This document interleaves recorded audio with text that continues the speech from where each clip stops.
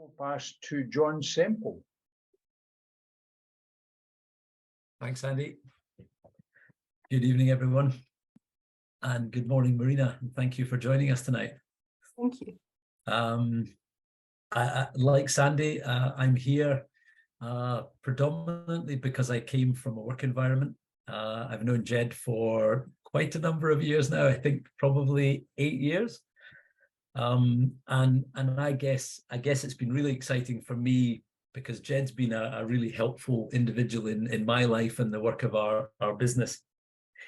And it's been interesting watching his development with these principles to where he's at now.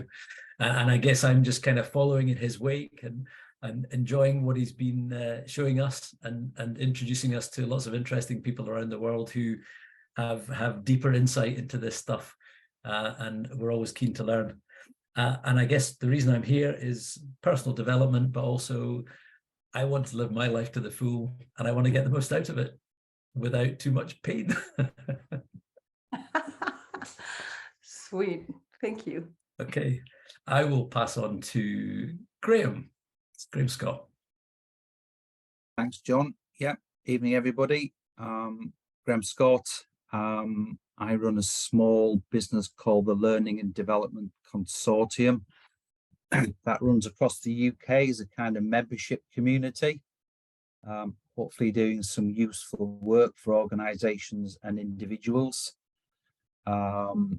I've known Jed for, I guess, 6 or 7 years. I suppose I'd watched this great work from a distance and thought it was about time I invested in myself to really understand what this was about. I'm currently going through the mentoring program, which we started in January, going through that with Graham Cox, who's also on the call. I'm not in Scotland. I'm in East Yorkshire. So yeah, pleased to be here this evening and yeah, looking forward to it. Thank you. Thank you very much, Graham. I'll hand over to the other Graham. Thanks, Graham. Hopefully you can hear us. Yeah. So it's Graham Cox. I'm managing director of a tissue business up in Blackburn, but at the moment, this is definitely not a Blackburn background. So I am sat in Portugal, in Tavira, which is on holiday, which is far nicer than the slightly rainy, wet northwest. But a bit like others have said, I've known Jed and Nikki for many, many years. Got involved in this in the insights and really was just curious to gain a deeper knowledge, understanding to make it more natural. And that's really where my curiosity and interest has sparked from. But I will pass over to Noel. Before you pass it over to Noel, can you tell me your name? Because Graham.Cox doesn't really sound. Graham Cox. Graham Cox. Okay, Yes. not dot Cox. Okay. No, perfect. not dot Cox. Thank you. Thank you. All right. Thanks, Marina. No. Noel Belbrana. Noel. I'm in Ireland, the north of Ireland. I can't really resonate what Graham means by wet and rainy. Sunshines here all the time, which is terrific. I'm got involved with the group roughly 3 or 4 years ago, and I'm here just filled with potential at the minute, and just really looking to point myself more and more in that direction. And I'll pass over to my old friend Tom. Thank you, Noel. I'm in Dalkeith, just south of Edinburgh, where we're enjoying this unusual sunny spell. So it's lovely. I've known Jed 29 years now. I feel loads. We were children, honest, when we met. I wish. And I sort of have been involved for the past 3-4 years, and one of the original sort of group coming in with Noel and Sandy.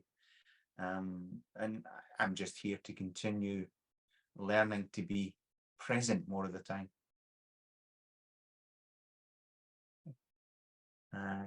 Who hasn't been? Marie. There you go then, Mary. On you go. Hello, I'm Marie. I'm in Brighton in the south of the UK.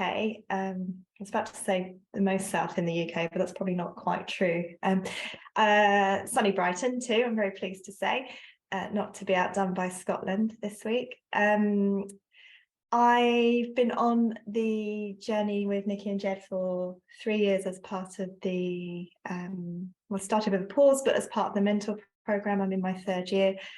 I started it for personal development and a bit of curiosity. I'm friends with Nikki and Jed and have heard a lot and seen a lot about the impact of this work. It's been so impactful that I'm looking to change my life by creating my own coaching business. So I'm here both for my own development, but also to help get ideas, get new contacts, and also understand more about how this works, point myself in the right direction, and hopefully get out of my own way. Yeah,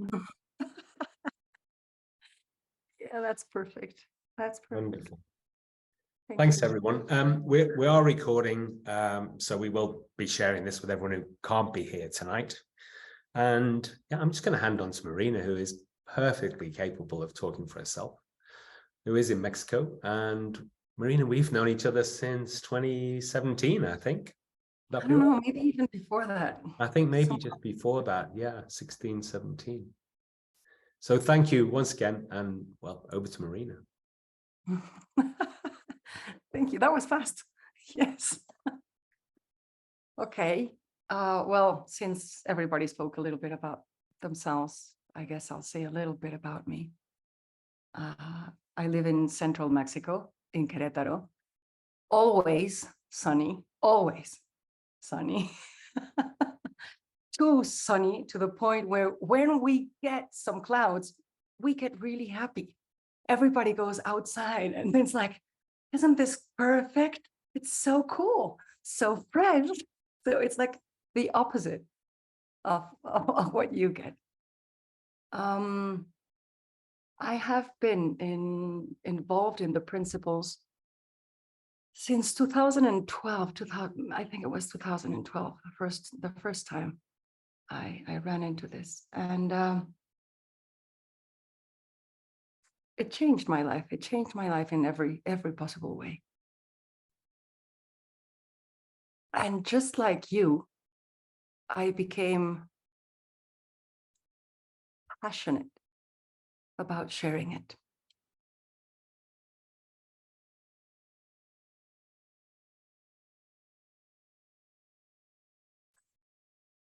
For me, sharing the principles is like sharing good news. Letting people know that they're okay, that it's okay, that everything's working out.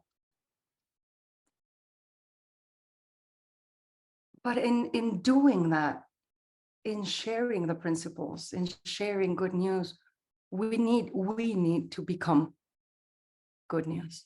We need to become testaments of what we are sharing, of what we are teaching.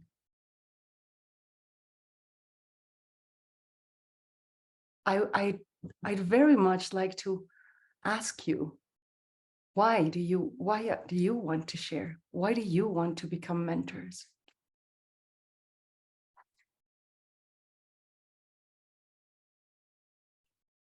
Anyone, please, what is moving you in this direction? What happened that made you want to take it further and not keep it to yourself? What is making you want to give it away? I think it's probably realizing more and more of yourself, more and more about yourself, and no picked up on the word potential. Maybe it's about that potential. You're on this trip, if you like, and you just become more and more open. You don't realize it, but all of a sudden where people weren't smiling at you in the street, they're smiling at you. You're talking to more people, you're touching more people. So it's a journey from, maybe for me, from being partially closed to being a long way open, a big way open. I held myself pretty tightly. I don't hold myself as tightly. That's why I want to be a mentor. I want to show people that they don't need to hold themselves so tightly. Beautiful. So you want to show others what was possible for you. Yeah, and just to take things a bit more lightly. And make it available to them. Exactly. There you go. Perfect. Thank you, Sandy. Everybody's going to have to go, so, you know. I'll go then. Thank you. Because for me, it's not me. I made the decision I didn't want to be a mentor. But what I'm finding is that I am inadvertently becoming one. And Can you speak a little bit more about that, please? Well, for me, I came through this through my own personal experiences, through losing my parents, and the peace I found in that whole process. And I chat with Jed about it all, and how for me, death isn't actually a sadness; it's a happiness, and it's something that brought me into this whole journey. And the more I've come into understanding the principles, the more it's changed me, to the point where the kids now reference me as Zen Dad instead of Grumpy Dad. Although Grumpy Dad does still exist quite a lot, but less than he did. Even to the fact now where I've been taking my daughter on driving lessons, and actually I get positive feedback that I'm better with her than her mum was, which is something nobody in this family would have said. So I'm living and breathing and learning, and it's about my own journey. But by doing that, my immediate family are seeing a change in me, so they're interested in it. And through the work he does through my photography and that, I'm actually inadvertently starting to bring it, just because of my presence and the way I am, bring it to other people. So whilst I'm not there as a mentor as such, I probably am doing the sort of mentoring role. So for me, it's just about continuing to learn and grow. And as I think Marie said it there about get out of my own way, because I'd quite like to get in my own way quite a lot. But less and less. Great. So you are finding that you are teaching, but are you liking it? I'm liking it that I'm not formally teaching. If I was formally trying to do it, then I'm not sure I'd enjoy it. And that's part of it. And that's part of getting out of my own way about learning. Actually, it's the same regardless. Whether you're formally doing it or not, you just, by the principles themselves, by allowing them to be, you're mentoring, you're helping. So, and I do enjoy it. Good. Who knows? Maybe one day you'll discover that even doing it formally is enjoyable. Could happen. Thank you. Thank you, Tom. Who wants to go next? For me, Marina, it's very much about the team and the business. So we've been embarking on a Powering Our Potential program within the business. There's over maybe 60 people now that have gone through the process and the understanding and the signposting, and actually to see how the teams develop, how they can drive things forward, how they can have fresh thinking, how they can really embrace it and just completely change how they operate is the real sort of focus, I suppose, from my perspective. And to be part of that and to help steer that, guide it, mentor it through has been great. And we haven't had an opportunity to do it with such a big sort of cohort of people. And I think for me that was well, we had a conference last week, and we had virtually everybody that's been through this process on there, and we did some exercises, some problem solving, some fresh thinking, and just the energy in the room. It was very relaxed. It was very creative. It was very free flowing. There was a lot of people definitely in the flow, and just to see that and be part of that was great. So that's the focus and purpose for me. Sweet. Thank you very much, Graham Cox.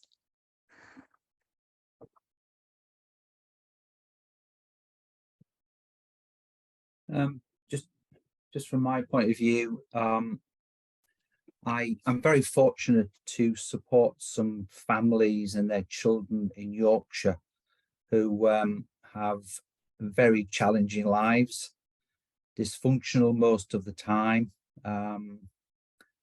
I think they're amazing. They are so resilient and so creative. So I guess what I see in those human beings is the principles in action, really.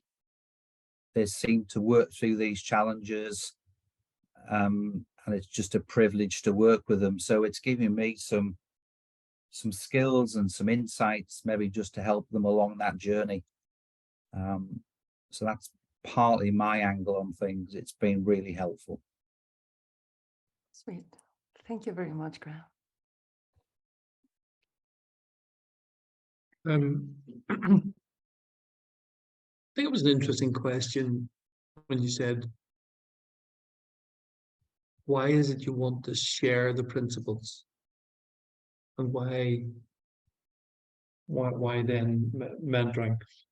I suppose from my perspective, the journey that I'm going on, or I've been on, I suppose, which has changed my life hugely in the last while.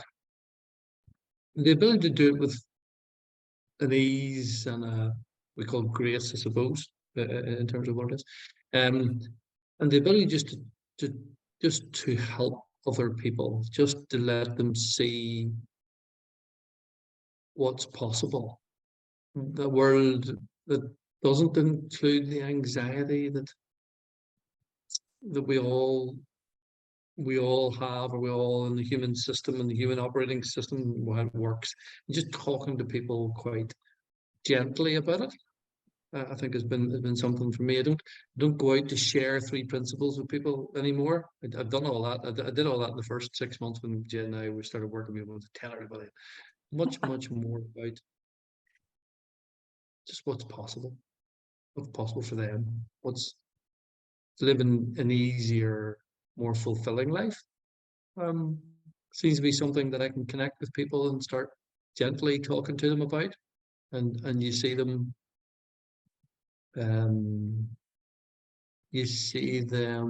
get out of their own way as much as I had to get out of my own way as well. So it's really been, for me, something where I thought it would be a bit full on to start with and change the world and change everyone around me. I think the very first thing I said when I met Jeb was I wanted to help other people, and everyone laughed. It was like, I get it now. I had to help myself first, and then it's easy. And then it's easy. That's beautiful. Thank you very much. Okay, we have 2 people to go. Come on, we can do this. I'm jumping in. Thank you. I guess I touched on this a little bit in my introduction too, but when I started, Jed and Nikki talk about miracles being on offer, which feels like a nice feeling to start any kind of personal development course. But what was really clear was that the miracles weren't just a nice feeling, but it's built within us, and that it's part of our well-being to be set up. It's innate within us, and I really liked that. That really resonated, and because it was so simple, it wasn't something to do. It feels like a very natural thing to share that with others, and that's been the switch for me around going on this much overused word journey with the principles and understanding, is that seeing and feeling the impact it has on me, but also noticing the potential with others, and that's a really exciting thing to be able to focus on, how you can share, how you can get other people to see that potential too.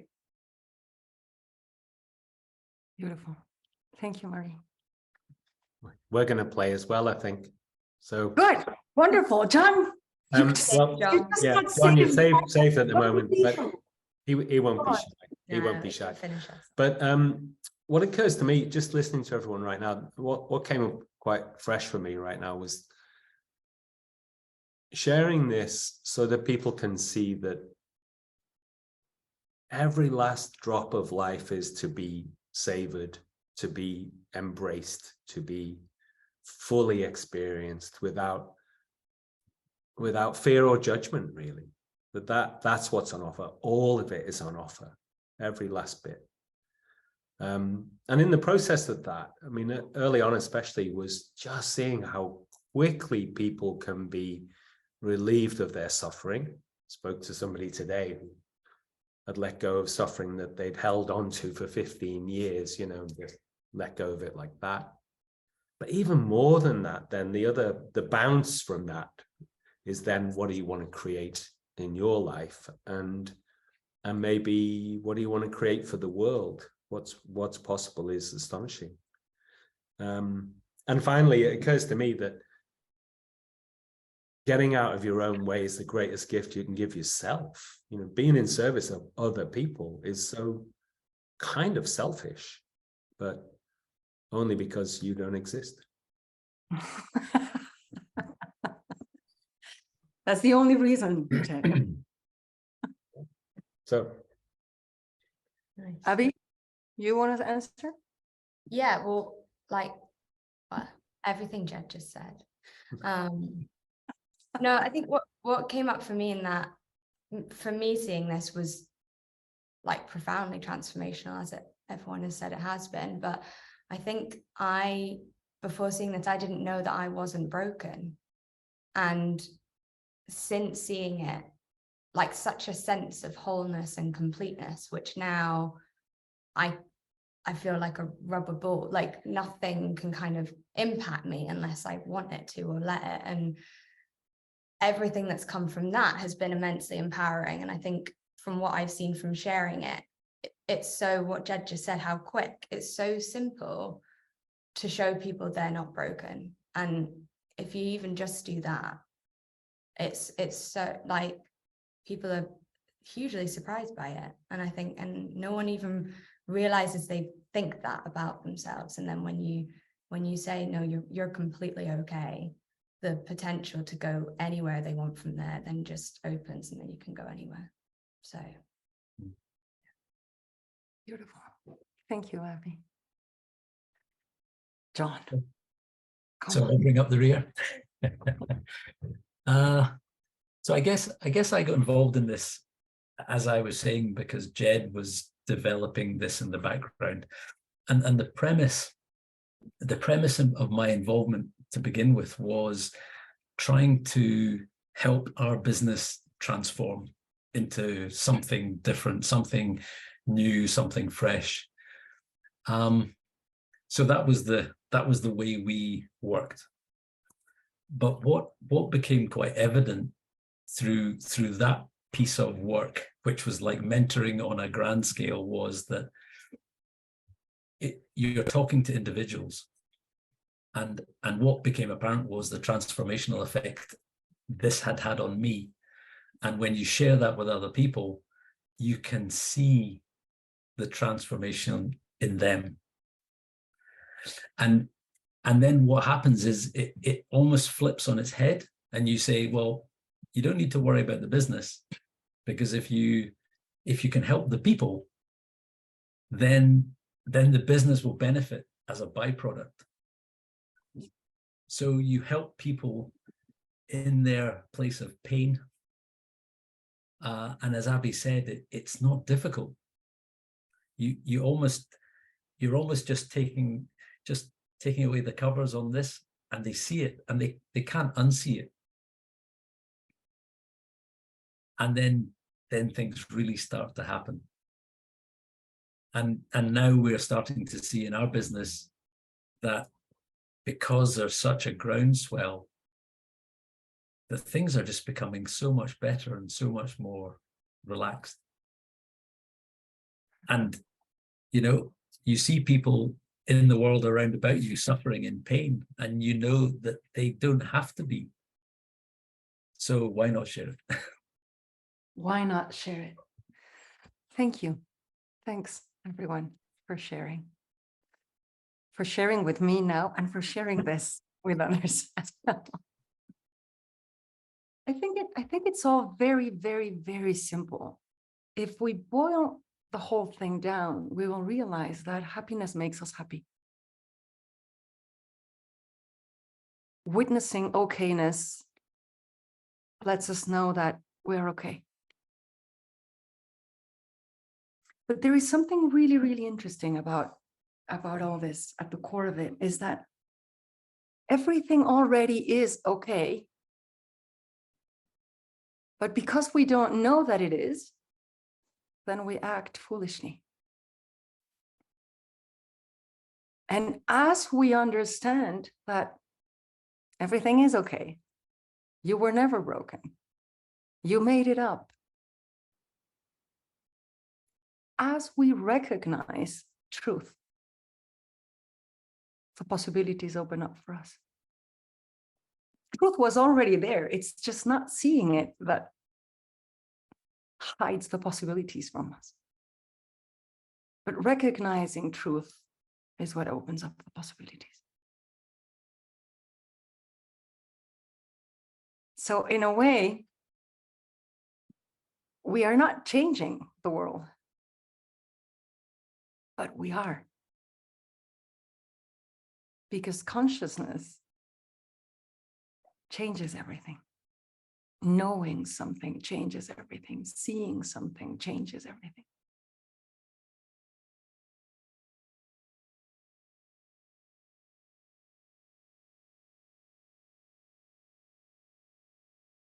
Now, happiness makes us happy, which then what also must be true because of that is that our happiness makes others happy.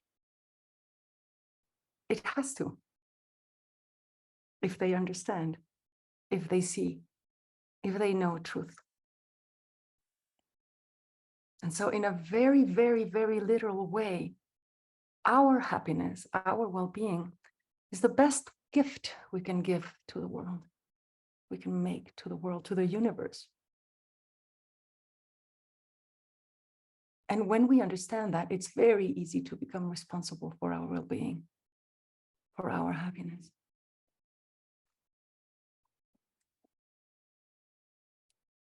Our alignment. Now, the second beautiful part about that is that because we are all part of one, because we are all part of a system, because of oneness, we cannot affect one part without affecting the whole. So if I affect myself and I become responsible for my happiness and my well-being, I am in fact becoming fully responsible for the well-being, the happiness of the universe. I am doing everything I can for it.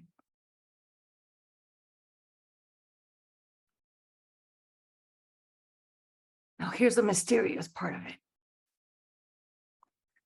It is contagious. People recognize truth when they see it. Truth does not need to be defended. It is self-evident. If one looks long enough, if one looks deep enough. And people recognize it in you.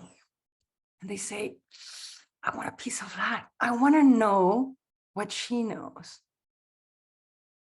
Like that movie, remember that movie? What was it? Remind me of the name. Does anyone remember the name? Where there's this woman eating in the restaurant and she begins faking an orgasm. And then the woman next to her says, When Harry Met Sally? Harry Met Sally. Yeah. Thank you. I'll have whatever she's Have having. what she's having. I don't care what it is, I'll have that. And when we see that in others, we recognize it and we want that. We want what they're having. We want what they know. What is it that they see that we are not seeing? And again, it's simple because you just need to point to it. And because you are pointing to truth, you don't need to defend it. You don't need to explain it. You don't need to anything. Of course, there are people that have a difficult time enjoying other people's happiness, but that's only because they're caught up in a misunderstanding. The misunderstanding that there is not enough for everybody. That there is not enough happiness, enough well-being, enough life for everybody. See how absurd that is?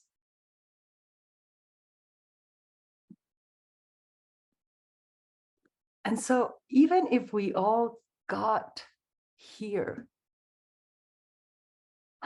acting out of a very selfish idea of I want my well-being, it immediately becomes a possibility for another. And those possibilities in others become possibilities for others. Ad infinitum. So when we are busy waking ourselves up, we are busy waking the universe up. We are waking everybody up. When we are busy rising our state of consciousness, we are rising the state of consciousness of the universe.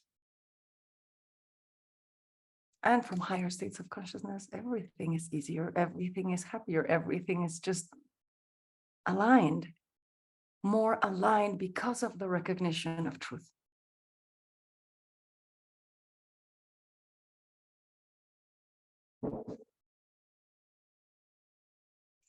In order to feel alien to something, you need to have come from outside of it. So if you believe that you came into this world, then you might feel alien. But when you realize that you really came out of it, that you belong at the deepest level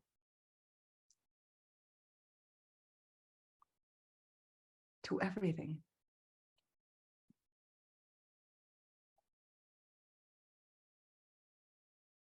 You cannot not be in service of that. Whatever you do is in service of that. Whatever you think is in service of that.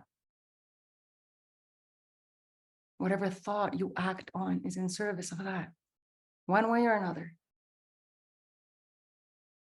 And so understanding, recognizing that helps us act accordingly. Helps us act in more alignment with truth. And acting in alignment with truth feels wonderful. It just does. And how miraculous that we have integrated within our design a system that lets us know when we are aligned and when we are not aligned.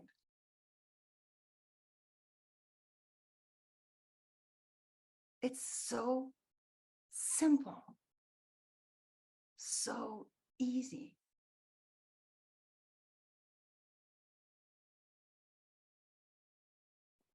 And one of my favorite parts of the design is the fact that we can become aware of the fact that we are not aligned, but we cannot align ourselves. We have to give up ourselves so that the system can align us back. So our possibility is in the giving up of the personal, in giving up the preference, in giving up the I, in giving up the I exist. As Chet was pointing. Now, remember that poem by Wei Wu Wei that says, "Why are you unhappy?" It begins with a rhetorical question so that he will get you to try to answer it really, really fast. Why are you unhappy?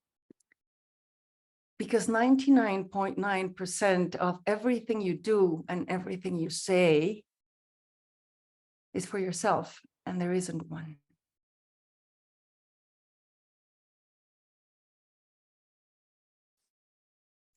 You see how that encapsulates truth? Is for yourself, and there isn't one. Ramana Maharshi, when asked, how are we to treat others, answered, there are no others.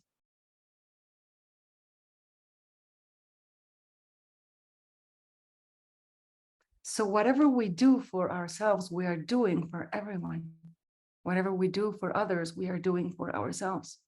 And that is the simplest truth there is. And yet it is the one truth that escapes 99.9% of the population.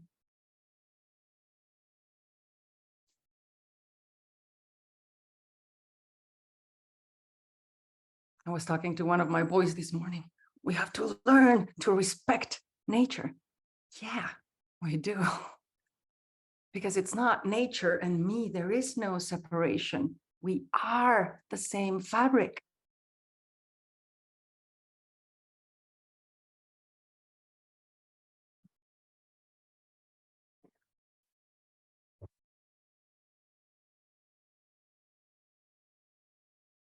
We love life, we hate life, we trust life, we learn to trust life or mistrust it.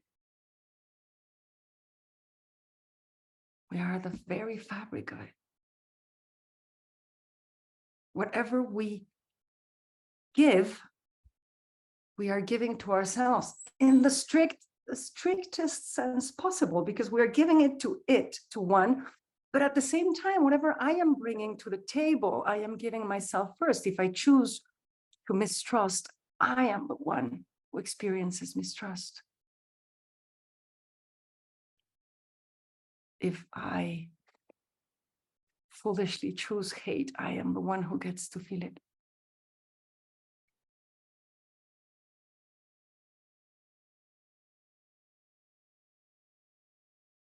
So, the three principles. Consciousness, the space of awareness, the space of experience. Thought, what is experienced. An experience only ever happens when these two interact, which is all the time. Waking up to that fact can wake us up to everything else, just like waking up to oneness can wake us up to everything else.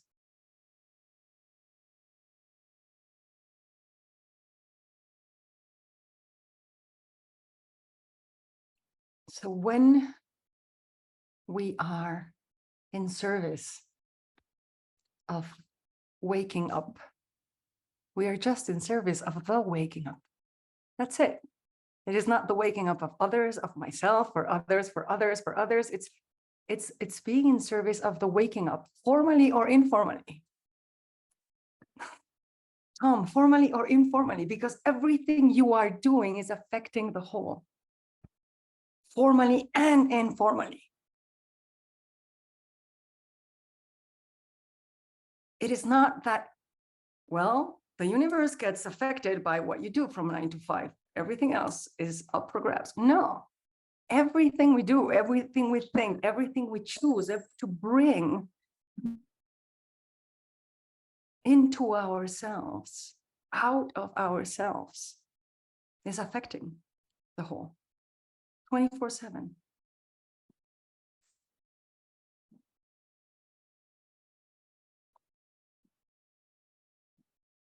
Now, because you guys are formally and informally, consciously and unconsciously sharing this, waking people up to what you have woken up already. Because you can't wake them up to what you have not woken up yourself. Your biggest responsibility is to keep waking up.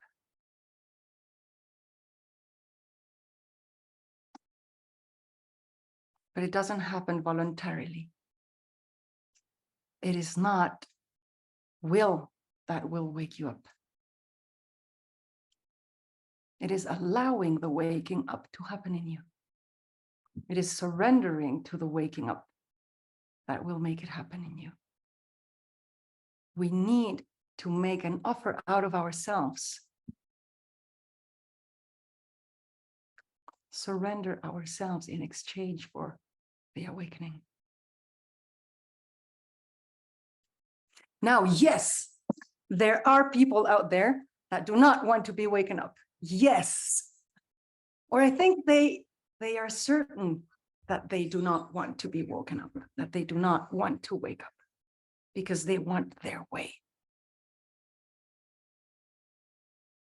I remember a conversation I had with my father a few years ago, and he was, for probably the first time in his life, trying to understand what I did for a living. So, explain to me what you do. Like, so many years have gone by, so sit down across from me and explain to me what you do. So I knew it was going to be a tough order, but I tried anyway. So I start explaining and I'm telling him all this, and he starts debating it. He's, oh my God, so much resistance. He's defending himself as if I were attacking him by explaining what I do, right?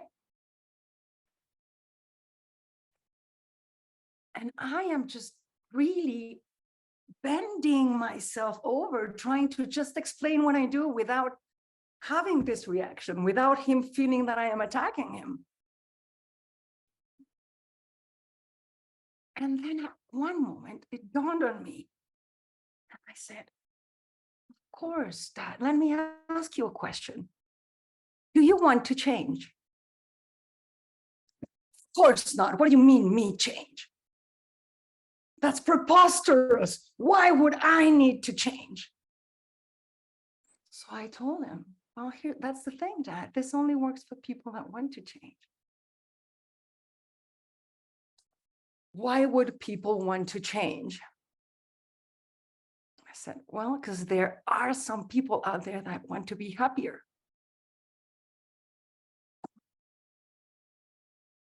What do you tell them that it takes to be happy? Dad, I just tell them that they have to give up their own happiness. That is the most absurd thing I have ever heard in my life. What do you mean let go of your own happiness? And I said, well, you know how you have always had horrible business partners that have betrayed you and you are the victim and you have always been? Yes. That's what you have to let go of. Because you will never be happy being a victim. Victims are not happy by definition. Victims cannot save themselves by definition. My dad turned around and said, I am opening another bottle of wine and we are never talking about this again. There you go. You want to keep your victimhood? Perfect, keep it, but then don't bring the story that you want to be happier. You're free to keep your story, your victimhood, your identity, but don't pretend to be happy with it. Because when you enter the doors of happiness, you have to leave that behind. You have to. You cannot be happy and bring your own happiness and your martyrdom with you. You can't.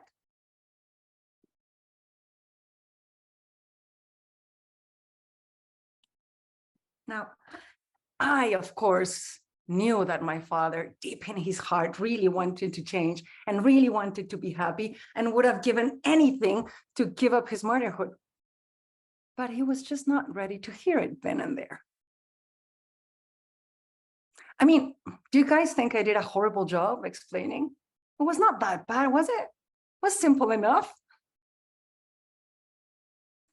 No.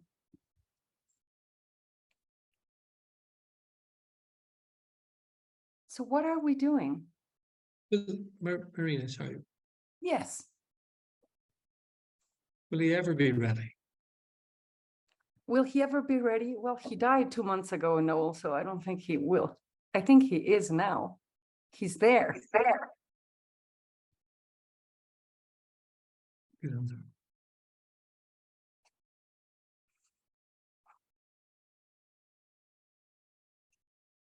He died being happily angry.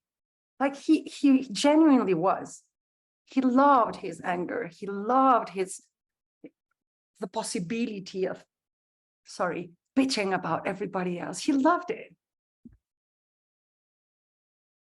He died kind of suddenly, like nobody was expecting it, even though he was 94. He was very strong, very independent. He was still driving.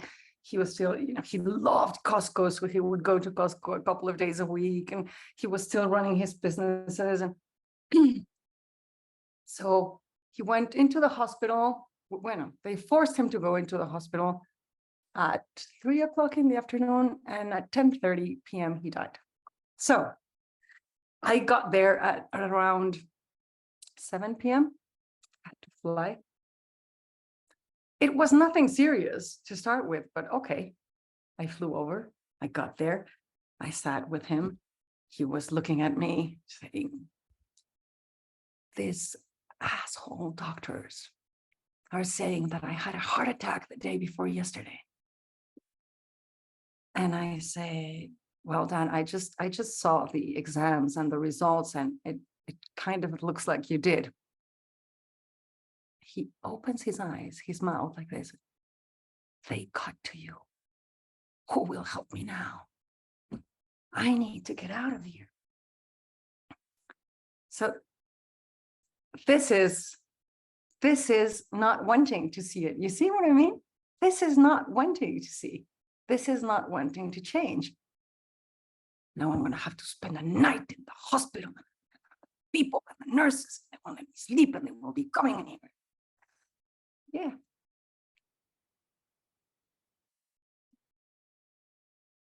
He died having it his way. And I think I owe him every respect for that.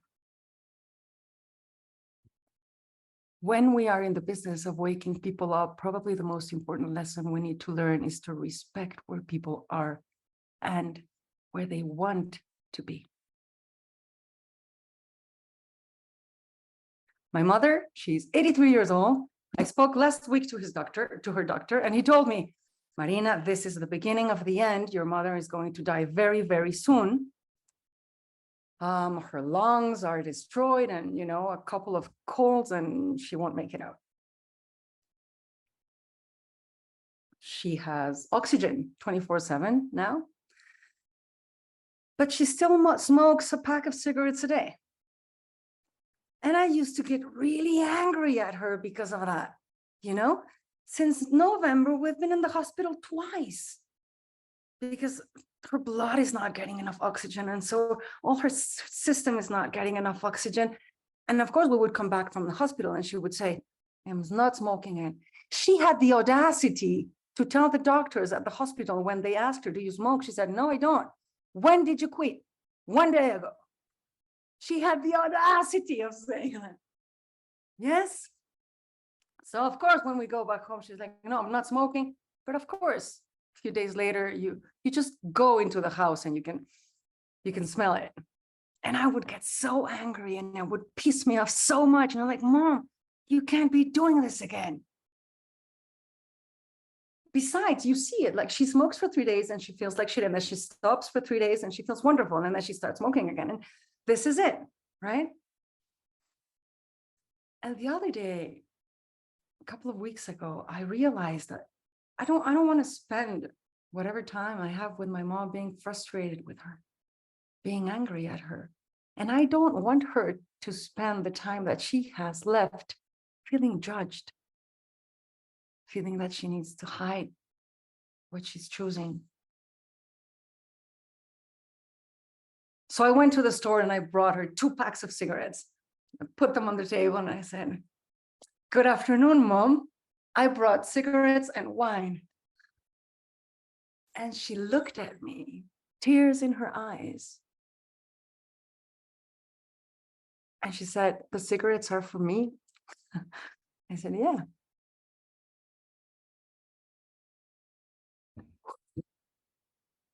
You have no idea of the burden you have taken off my shoulders. That was her answer.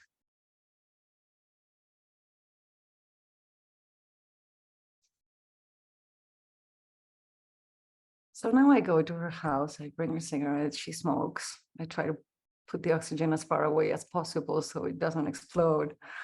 And that's it. Absolute respect for where she's at and what she's choosing. And it is mind-boggling that people choose suffering. Most people out there are choosing suffering one way or another. But most of them don't know that they have a choice not to. And that's where we come in. Because we are choosing not to the best of our ability, moment to moment to moment.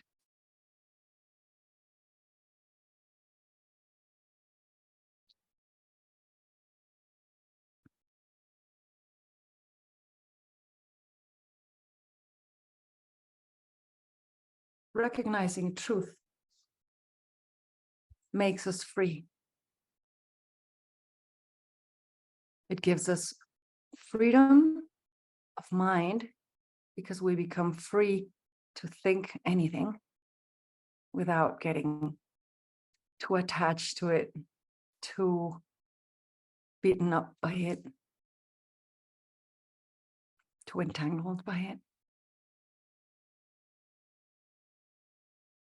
It gives us freedom of experience because we can allow ourselves to dive head into experience, whatever it is, good or bad, pull it closer, closer, closer, become intimate with it so that it can teach us what it needs to teach us. And it will not teach it intellectually. You see, experience is the language of the heart, not of the rational mind. So in order to get the information out of experience, you need to feel it and you need to trust it. And you need to know that your system will pull out the information that it needs from that experience and it will know how to use it. That's not a job of the rational mind. It can't, doesn't speak the language.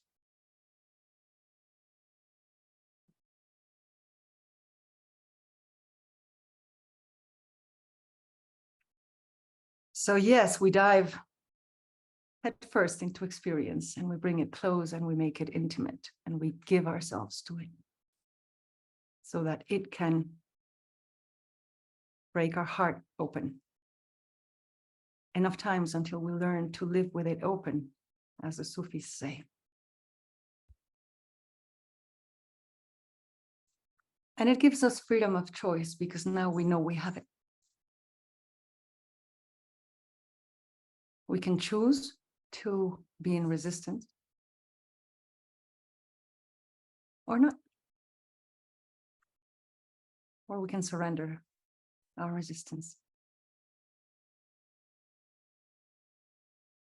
I was once with one of my mentors visiting. I was going through a very, very, very difficult time. And I thought that I had to make decisions and important decisions that would alter the rest of my life. And he kept just sending me away, like, go for a walk. And I was like, no, I really need to talk to you. No, go for a walk first, then you come talk to me. And this would happen every time I would get there. So I was like, no, you haven't walked enough, go away. So anyway, I'm on one of these walks and I come to the river, huge river across the city. And I am looking down at water, flowing. And this question pops into my mind. What in the river makes decisions?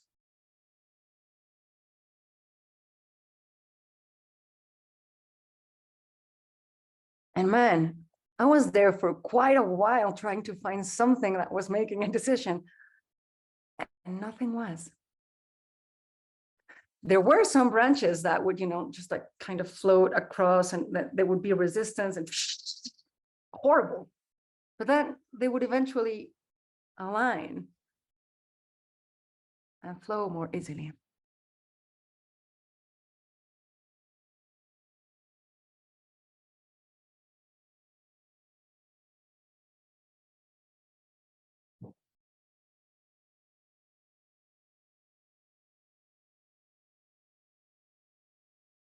So what if everything we do is in service of waking up, of the waking up, the big waking up?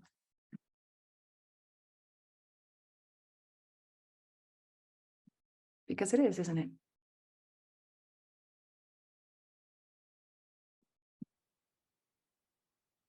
Paradoxically, even when we choose to suffer, we do so in the service of the waking up. Because as the great poet Yeats said, the fool that insists on the folly must attain wisdom. So in the ancient Japanese traditions, you see that people would try to attain enlightenment through suffering, extreme suffering. Insist on it deliberately until it wakes you up, until there is so much of it that you need to wake up. There is that way, of course. So if you insist and insist and insist, you will get there. But there is a much easier way. So the invitation to surrender is here now. It's just a matter of how much suffering you make up that you need before you give into it.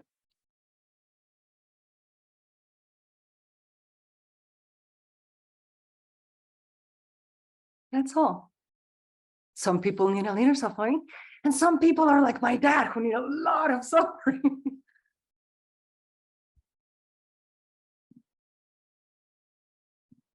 But the invitation is here today. Now. And now again. And now again. And now again. People, you need to understand something. The understanding of the principles, the understanding of truth makes human beings allergic to suffering, absolutely intolerant to suffering. My mother is a therapist. Well, she used to be a therapist. And when my kids were born, she told me, one of the main aspects of happiness is having a high, very high tolerance to frustration. And I said, okay, how do I raise the tolerance of frustration to frustration? And he said, you give them a lot of it.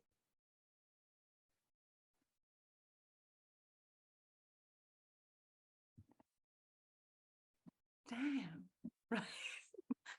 Like, I have to put my kids through frustration so that they can eventually be happy. Do you see the logic in that? I mean, come on. So no, this understanding makes us absolutely intolerant to frustration, intolerant to suffering. We recognize it so fast. So fast. It's like, oh, there it is. And we immediately let go. We just learn to let go sooner and sooner and sooner as we deepen our understanding of truth. Because we realize that it is not necessary. That we can learn as much and even more and grow as much and even more when we don't. When we choose deliberately not to.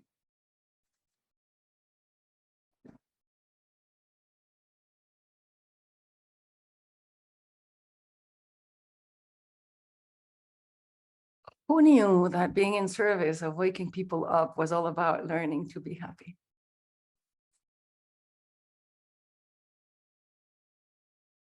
Who knew that being in service of waking up the universe would be what brought more happiness. I once asked one of my mentors, so if there is guidance, there is a plan. I mean, there is a goal somewhere. We're moving in some sort of direction, because if we're being guided, otherwise there would be no guidance, right? So what is wisdom up to? Where is it leading us?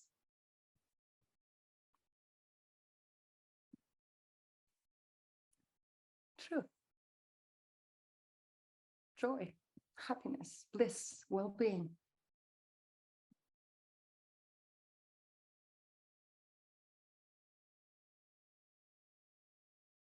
That's the guidance.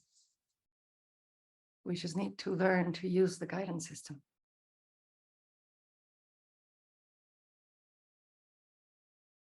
And when we have seen how easy it is, John, how easy it is to learn to use the guidance system.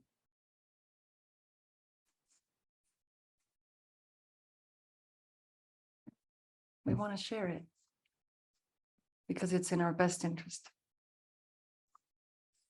And others sharing it is in our best interest. And creating endless ripples of truth is in our best interest.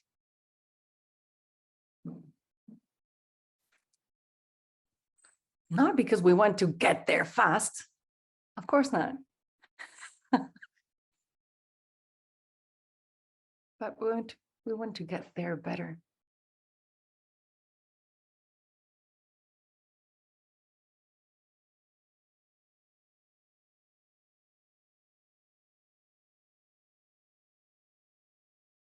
When I found this understanding, there was no content in Spanish whatsoever, nothing. There were 2 15-minute interviews online and 1 book,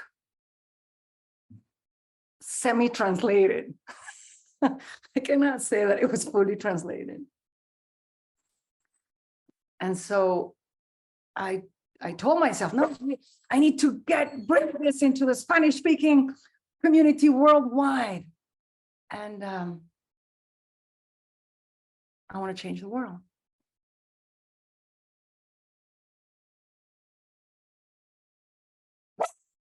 And then one day I realized that I needed an army of people changing the world.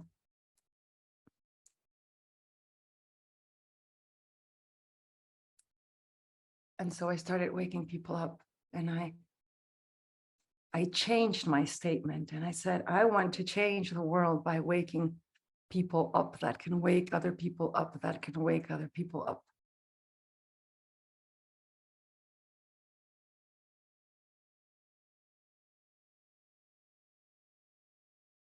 And that made me decide to start training people to share this.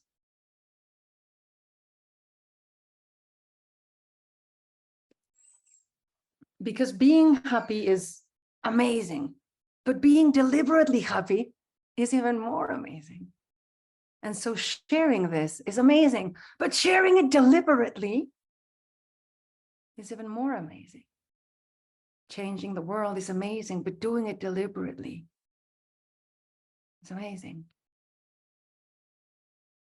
Because then we are truly making an offering of ourselves. Only then, when it is conscious and deliberate.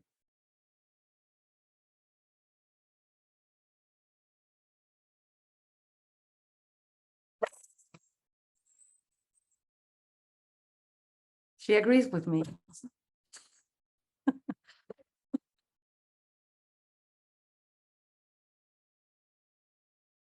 I have an 18-year-old son that wants to change the world. He really wants to change the world out there in the forum. And so I have taken I have taken the habit now to ask him every day, so what did you do today to change the world? And he gets so frustrated because he's like, stop asking me that, stop asking me that. And I laugh and laugh and laugh and laugh because it's so easy. just make sure you're happy. And just make sure that you let others know that they can be. It's so easy. Lorana.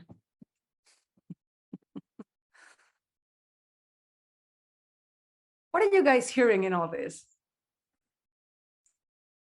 Come on, bring yourselves to the table. What are you bringing? What are you bringing to the table today? What did you bring to our meeting?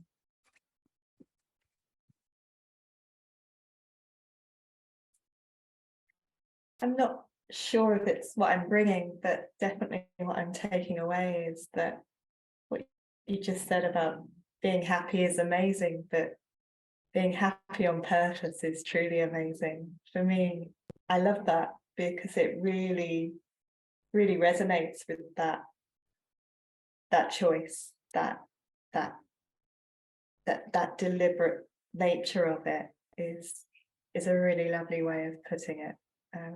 So thank you for that. That's been a lovely gift. But you know what, Marie? Everything we do on purpose is a gift. Yeah. And that just that phrasing around it being on purpose is, I really like that. And I like the clarification that whatever we do on purpose. Yes.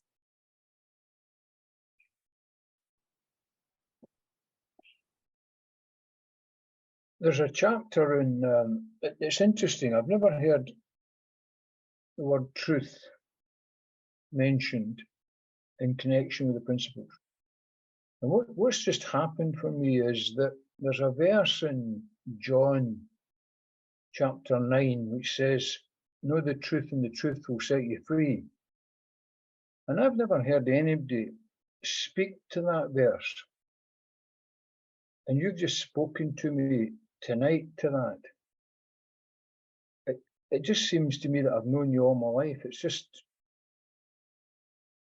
been wonderful for me. Yes. I've loved your enthusiasm. I'm thinking I might start smoking again. That might be quite Deliberately.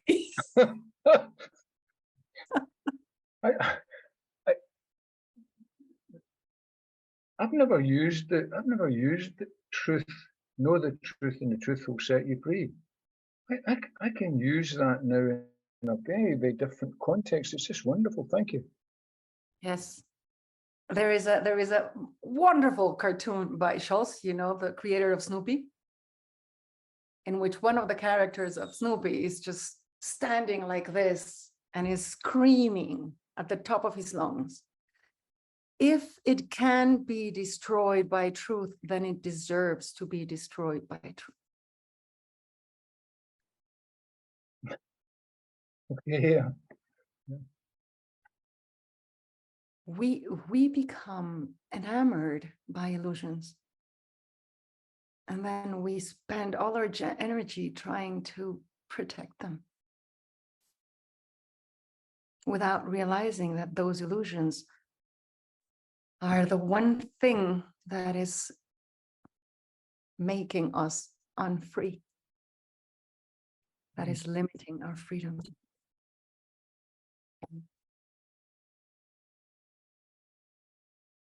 Thank you. Thank you. Thank you, Sandy. First of all, I just want to thank you for sharing your journey and your experiences, and you're talking about your parents in that way, because I think it just gave a perfect example of this system at work, and how the truth is freeing. Because there's a lot of what you spoke about. I'm going, oh, I was on that journey with my parents, and especially the smoking in my mum. It was just like one of these days we just thought, you know what, I just give into it. And actually, I couldn't believe how freeing it became, because it didn't bother you anymore. So that resonated with me. But I've made lots of notes because suddenly wisdom was going flying, things were coming everywhere. But the more I understand, the more awake I become, which enables me to understand more, is what I wrote down. That awakening, and that for me is looking to understand more I become more awake, which in itself feeds more understanding. That really resonated with me. And I think the last point for me, something you said early on about if I want to think about hate, then I experience it. I was like, oh, I never thought about that. I want to think about joy, I experience it. That for me it's so simple, and you experience it because it's coming from you. It's not anybody else. And I'd never thought about it in that simplistic term before. So thank you. I want to just pick up there because Tom, the reason that we are all sat here together, or at least one of them, is the fact that you came and sat on my deck just over there in September of 2019, I think. Yeah. And what you spoke to was your direct experience of waking up without an intellectual understanding. Would that be true? Yeah. Like you'd seen the joy and the happiness and the possibility of embracing death over and over, right? That's what you'd seen. And so the ripples of that, deliberate or not, are here right now. Formally. Seriously, you know, that's because that began the process of some invitations, and those invitations have been extended out and out. And I could just hear all of that as Marina was speaking. I was thought, oh gosh, that's what Tom experienced. And it was, well, you could bring the two together, the direct experience of it, the knowing, along with the intellectual understanding that might help to nudge some other people awake, which is also clearly what you're doing. And I know you're doing that through your photography work and everything else. Informally. I'm going to regret saying that now.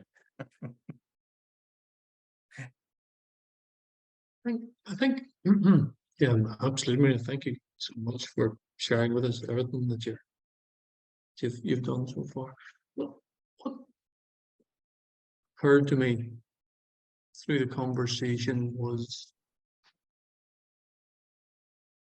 the word that wasn't spoken a lot about was love, but the truth of love in all of this sounds very powerful to me right now. So the love of not want, the love of realizing some people don't wake up and aren't ready to wake up and might never wake up. It still comes from love. It still comes from the lack of self and all being one. And that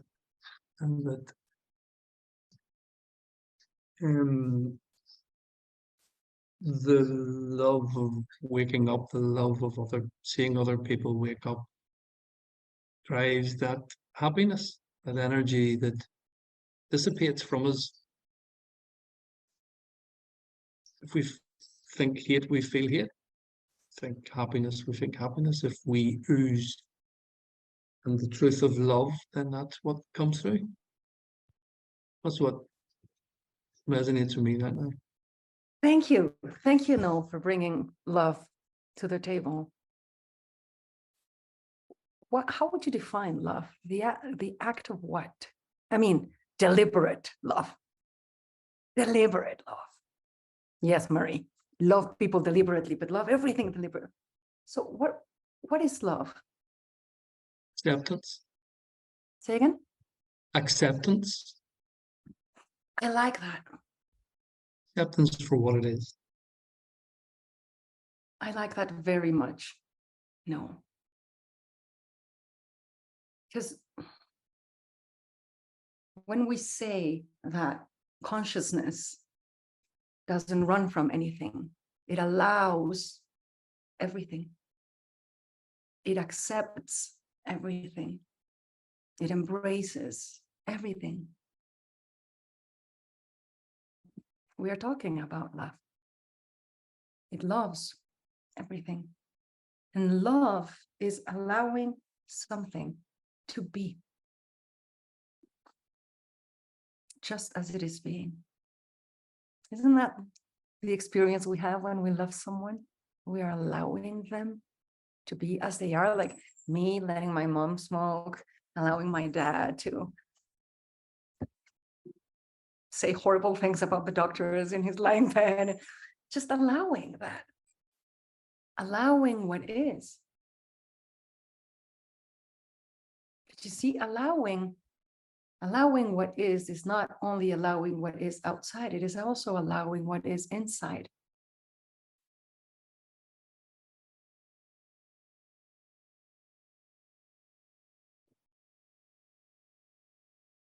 And sometimes what is inside is the deep, deep desire to change what is going on outside, even as you accept it, which is incredibly paradoxical. Yes, I know, but that is how life invites us to collaborate with it.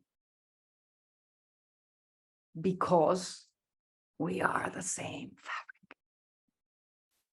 So we are not passive actors in this happening, in this becoming, in this waking up. We have been summoned to collaborate with it. We have been summoned out of it into this human form to collaborate with it. There's a beautiful, beautiful quote by Anthony de Mello that says, listen to this, Noel. Are you ready? Enlightenment is absolute collaboration with the inevitable.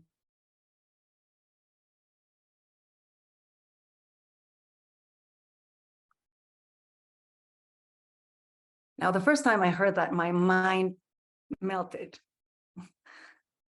But then I decided that I was going to live with that sentence and allow life to inform me about what it meant.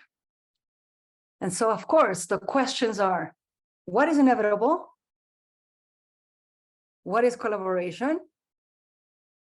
And what is absolute? I am not going to answer those questions here.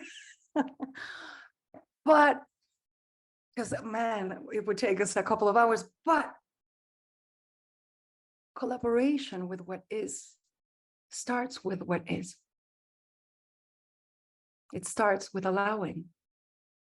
It starts with loving everything that is, if only because it is.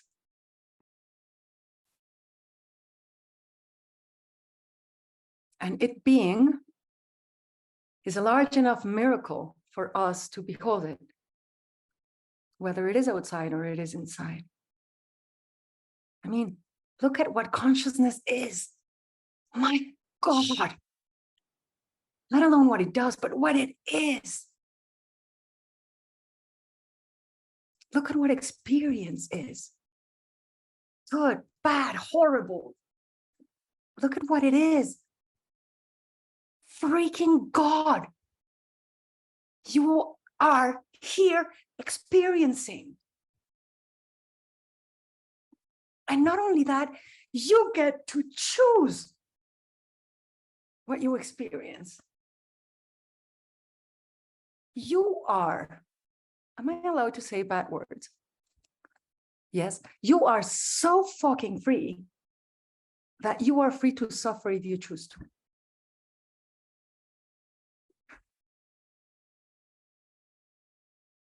That is the level to which the universe allows you.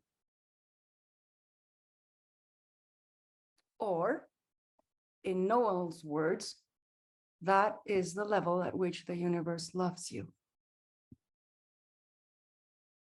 It respects you so much that it allows you to suffer, if you wish to, exactly the way you wish to.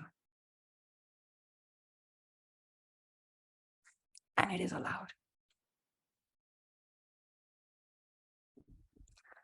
How have we, when have we allowed that level of freedom in anyone around us, especially our kids, our families, you know, like I am allowing you to be, I am loving you deliberately.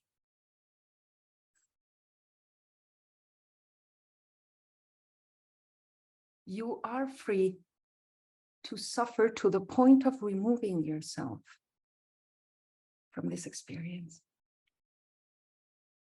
Even that is allowed. Even that is loved.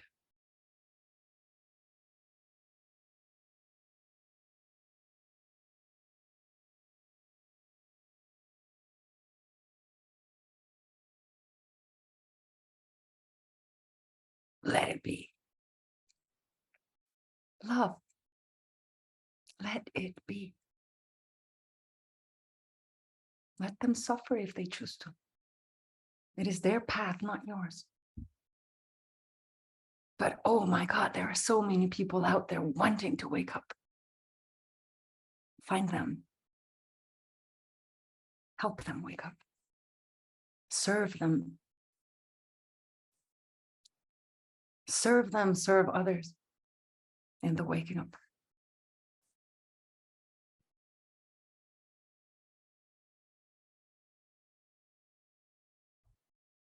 Sometimes we don't know how to stop suffering. We don't know how to let go. Letting go is also love, no? Letting be. Letting go is letting be, isn't it? I am desperately in love with a guy and he doesn't want to be with me. Yeah, let that be. Let that love be as well. Miss him deliberately. Love that deliberately.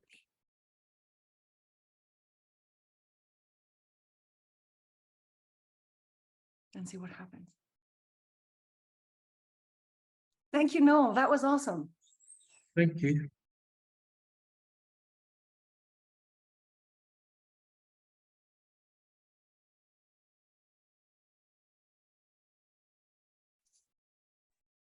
It's hard to follow that. The only thing I would say is thank you, Noel, for allow, because I think your story, Marina, just in terms of your father, just relates so much, and it's okay. It's allowed for he will never be happy, and that's fine. That's okay. And actually, just the relating to that is super.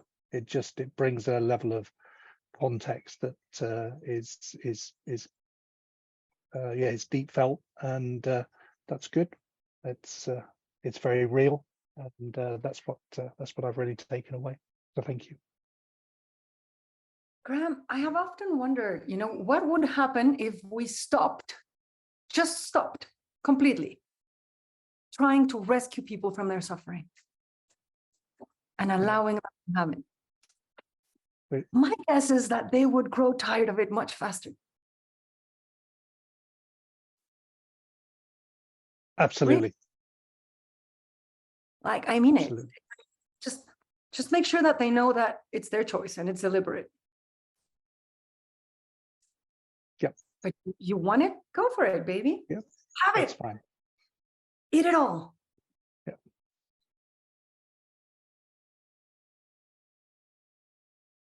No, very much. What changes things is knowing that it is a choice. That the invitation to surrender has always been there. And that you can. You see, out of all the paradigms around happiness that there are out there in the world, the most common ones, the two most common ones are work and suffering. So in order to be happy, you have to work really hard for a very long time, and then maybe. And the second one is suffering. So you want to be happy, you need to suffer a lot, and then maybe. The problem with that approach is that we get to the point of how much is enough. How much suffering is enough before you are happy? Right? And so imagine that life is this big, fat river and flow. And all it wants is just for you to be happy and blissful and you are holding on to a tiny little branch on the side saying, no, I have not suffered enough. I don't deserve this yet. And life that is all complying will say, you need more what in order to let it go? More suffering? More suffering for you. Yes. You're choosing it. So how much is enough? You made it up. We made it up. But it is allowed because you are allowed. You and all your foolishness. I've got a call with somebody tomorrow, and I think he's definitely choosing to be a victim. But Yes. based on tonight, I'm going to stay awake all night and work out some new tactics to help him tomorrow. And Marina, I've never smoked in my life, but I'm going to have a pack of cigarettes tonight and a few wines, and it might just sharpen my thoughts for tomorrow. So a big thank you. Oh my God, just don't blame me. No, but actually, it was very useful about respecting where that individual is tomorrow when I speak to him. Yeah. You see, what we are trying to do is bring consciousness, bring awareness into the equation. The awareness that you are choosing it. That's it. That's all we're bringing.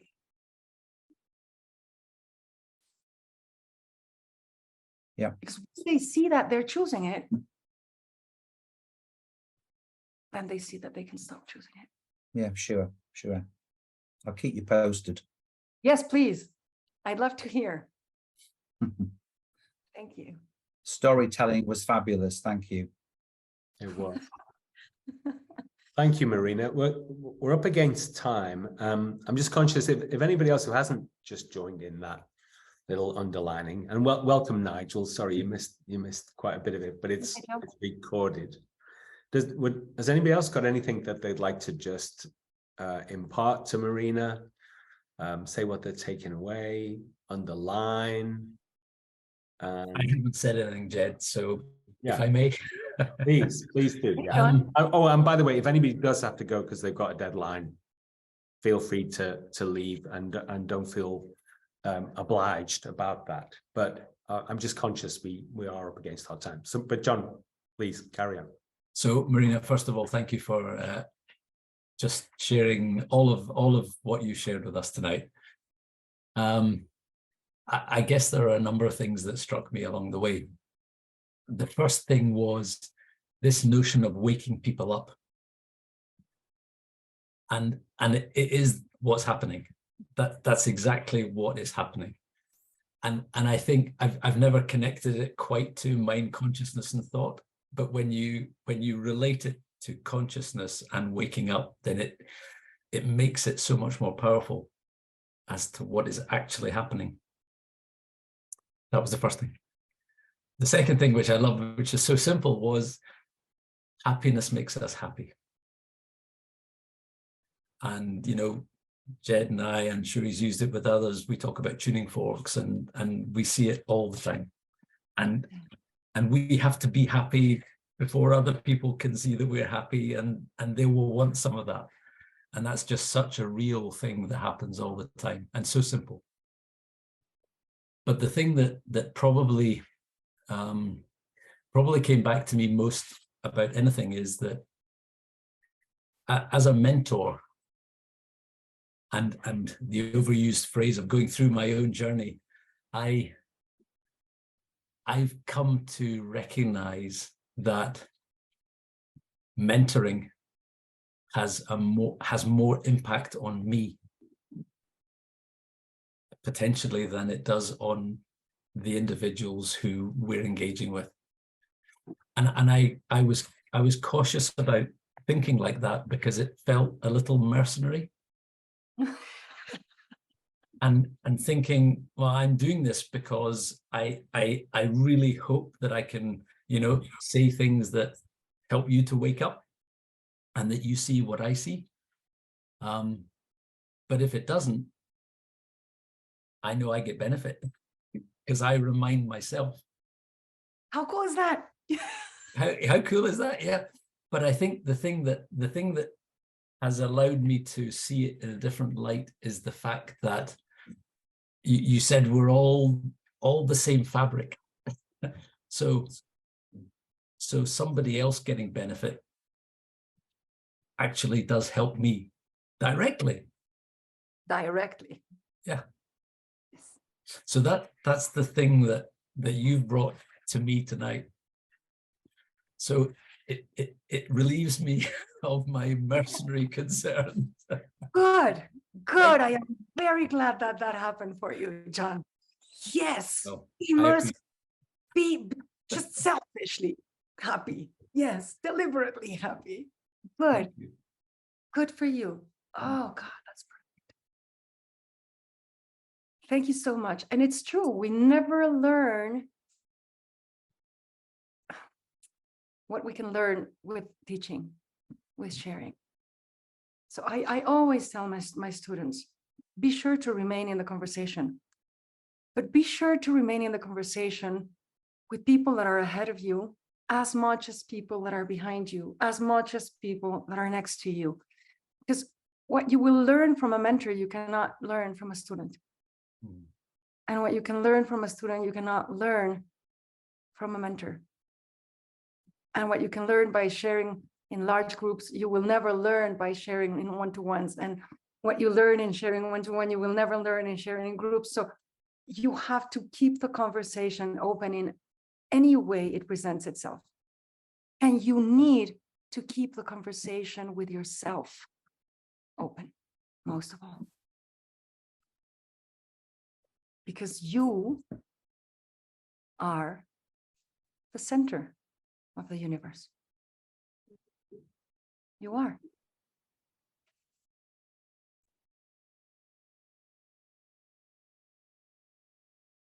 Make sure you're happy. Make sure you're okay.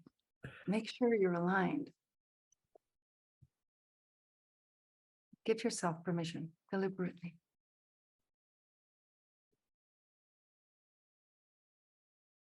Well, I had thought we had 90 minutes, but okay. We have, yeah, or more. And it's love, it's been a delight, as other people have said, and it just reminded me that in the 1990s, I stumbled across Danton's phrase, much messed around, but in essence, it was on my desk every day, and it said, "Who shall be happy, if not everyone?" Which seems If like, not everyone, but Chad, what you're pointing to is extremely important. yeah, We all in our sharing, can I share just 5 more minutes? yeah. In our sharing, we unconsciously create barriers like, who can I not work with? Pedophiles, drug lords, I don't know, murderers, rapists, whatever. No, we don't change the world by only helping the good ones. It's everybody. It is. Victor Hugo wrote, who in 2000 years has prayed for the devil? Who in 2000 years has prayed for the one that needed it the most? You see, that is being deliberate in love, in compassion, in presence, in waking up.